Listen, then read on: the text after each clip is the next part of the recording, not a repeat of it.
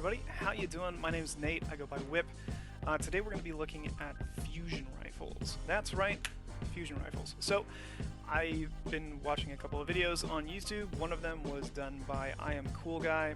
Go check it out, it's called The Truth About Fusion Rifles. It's really good. I made some adjustments to the way that I use fusions, as well as the scopes that I use on fusions, based on that information. I personally do like fusions quite a bit. I think they're a very interesting weapon archetype, and I think they have a very good spot in the sandbox where they're at currently. Now, a lot of people will probably say that, oh, Erentil is the most broken gun in the game. I don't agree. I do not agree whatsoever.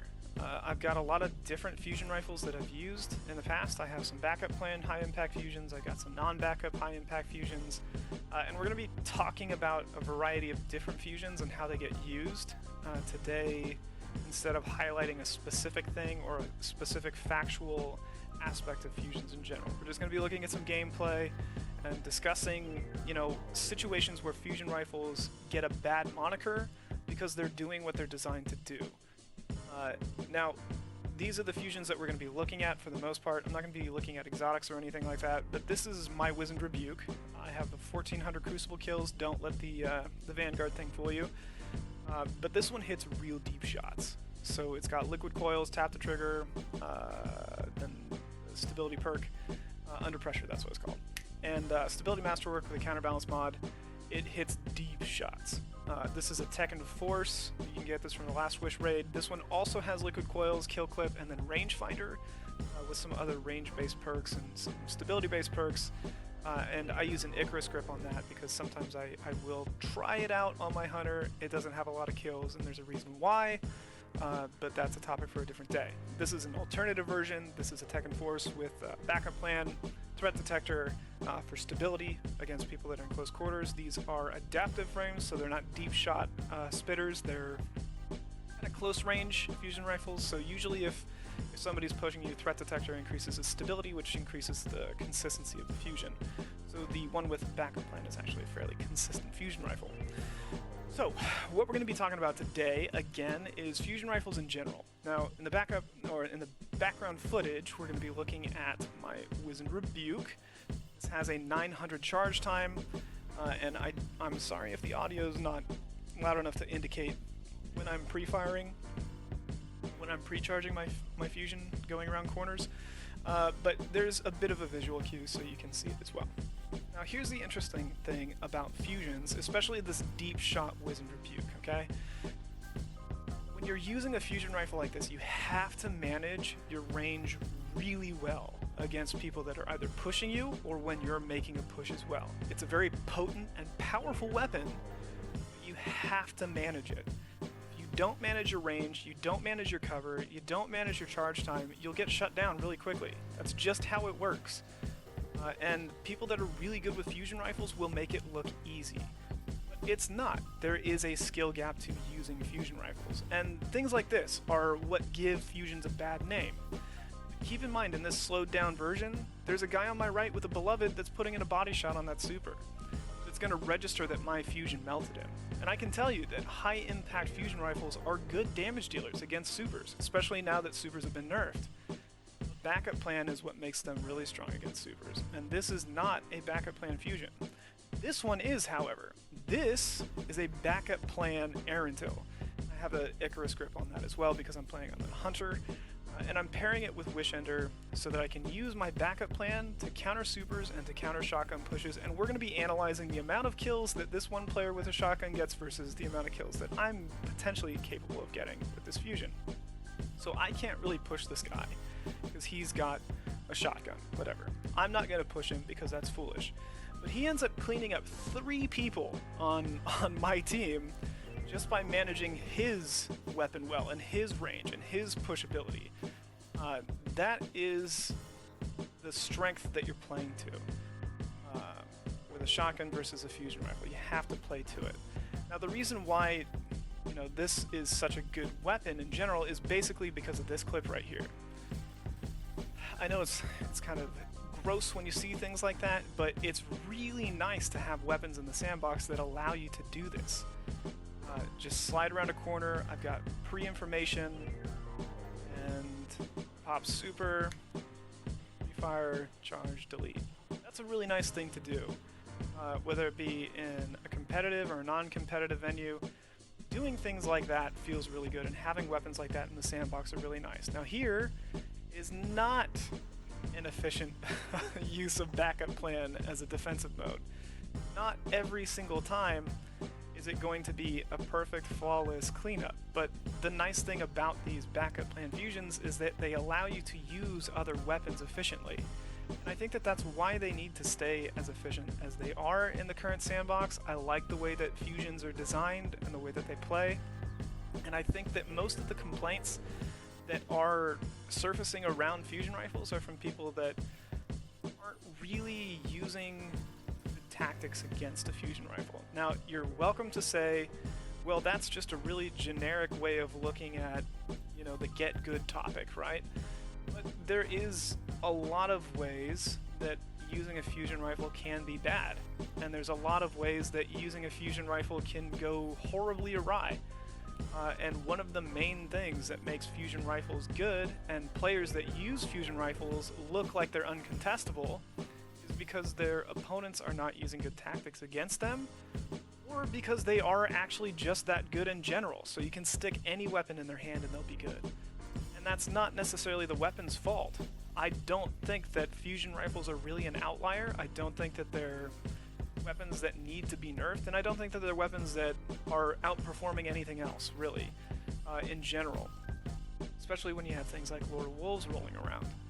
Now, the thing about fusions is, I think I was talking about this earlier, but most fusions without backup plan, they're in, especially the high impacts, they're in and around 7 to 900 charge time, which means that's 0.7 seconds to 0.9 seconds. Now here we're going to look at a failure of backup plan and a couple of things that went wrong. I scoped in while I was trying to fusion a player that was moving really aggressively at a close range. You should never do that. You should be at the hip, and that's the lesson that I learned from this engagement. But you have to understand that things like this happen really quickly in the game, so reacting based on muscle memory or reacting based on latency or reacting based on a lot of different factors are going to affect, the consistency or the feel or the variance of weapons compared to others. Fusion rifles in this situation are not necessarily as good as a shotgun. So you have to consider what your playstyle is, what you're building towards, what you're trying to accomplish. When you're dealing with something that happens that fast, is a fusion rifle really the best weapon for that job? Is it really overpowered in comparison to something like a shotgun? No, it's not. It's not more dominant than a shotgun is in that particular position. And in a lot of close quarters engagements, which do happen a lot in Destiny 2, shotguns are still better than most fusions. In fact, like I was saying earlier, I think fusion rifles are really more of a defensive weapon if you're using something like backup plan. And they're more of a long-term attack weapon if you're using something like stability, long, deep shots like the Wisdom Rebuke that I have. Now, this is an adaptive fusion rifle, and I'll get back to the charge time thing in a second. But this adaptive fusion rifle can still get kills, but does that make it overpowered? Because it has a much faster charge time. In fact, this charge time is actually comparable to backup plan on a high impact fusion. It doesn't hit the same deep shots, but it's still affected like all other fusions by latency. Because fusion rifles are hit scan, if you end up facing somebody that has any amount of latency in comparison to you, because we're playing in Bungie connection-based servers or peer-to-peer, then you end up having situations like this where it doesn't matter what fusion you're using or what weapon you're using, it's going to be inconsistent. So I think fusions are actually punished more than most other weapons in positions like that because they're hit scan. But I could be wrong about that, I guess. So one of the things that I was saying we're trying to get to was charge time. Okay, so high impacts generally have a 700 to 900, depending on your role and how you're using it, charge time, which means 0.7 to 0.9 seconds, which means that's their base TTK plus about 0.2, because then you've got the bolt distribution as it's coming out of the weapon. So there's the spread for the bolts, which counts for either 0.1 or 0.2 seconds as it's coming out of the weapon, which then adds time to the actual TTK of the weapon that you're using. deep shot air until that I was using, that has a base TTK with that considered, those numbers considered, of around 1 to 1.1 seconds. There's a lot of primaries with more competitive TTKs than that. So if you're going to tell me that primaries are underpowered in comparison to fusion rifles, I'm going to disagree with you, because the base TTK of my long distance, you know, map, whatever Wizened Rebuke roll, is going to be slower in terms of TTK than most primaries in the game. Now here, this is something that I want to point out, is comparing sniper rifles to fusion rifles. I'm using these clips in general for that purpose. When things go wrong for sniper rifles, it feels really bad. And when things go wrong for hitbox registration, or there's latency issues, it feels bad on any weapon, right? I don't think that was actually a headshot, but in a lot of circumstances that would count as a headshot if there wasn't as much latency in the game. But the thing with a sniper rifle is not only can you hit that kind of shot anywhere on the map, if you've got your reticle on somebody's head anywhere on the map, you can shut them down.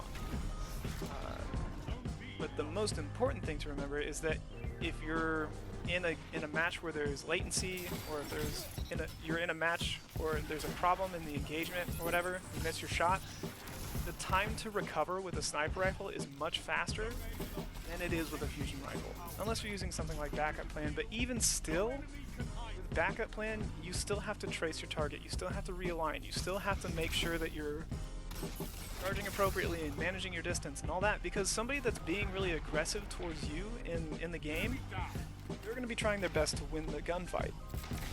Missing your shot with a fusion is real bad. You don't want to do that. So there's also a degree of skill oriented around maintaining precision and accuracy with your fusion, and that comes all the way back down to managing your distance. And managing your distance with a sniper rifle, I can tell you, is much better. You can cover more ground with a sniper rifle. You have better access to the rest of the map with a sniper rifle. But these are some pretty deep shots for any fusion rifle. Those would be considered deep shots. Granted, I missed a couple of them because I am still getting used to mouse and keyboard, but those would be real deep shots on a fusion rifle, and the amount of time that you would have to react and move in and out of cover with a fusion rifle and still try and charge that up while still using a real deep shot roll on like an air until or a Wizened Rebuke or an Olathe. If you were trying to do that on a fusion rifle, you just would not have the same mobility accessible to you, as well as the ability to just turn tail and then move a different direction and then try and shut down a different section of the map. Snipers are still uncontestably the best special weapon in the game, and that's because of their potency. They can one-shot anything across the map, okay? And with the adjustments that have been made to super armor, supers are even better, or snipers are even better. That same reason. So, do I think fusions should be adjusted? Do I think that the complaints around them are warranted? I think that I understand where they're coming from, because when somebody's good with something, it feels like they're either cheating, or it feels like a hopeless cause to even try and push against them, right? But sometimes there are people that are just that good, and sometimes there are people that are just really good at using specific weapons, and sometimes it takes a long time to get a hold of those specific rolls that do the thing that they're supposed to do in a way that makes them feel broken. It's not that they are broken, it's that they are designed by the player and the role to do a certain thing really well. So I think fusions are in a good spot.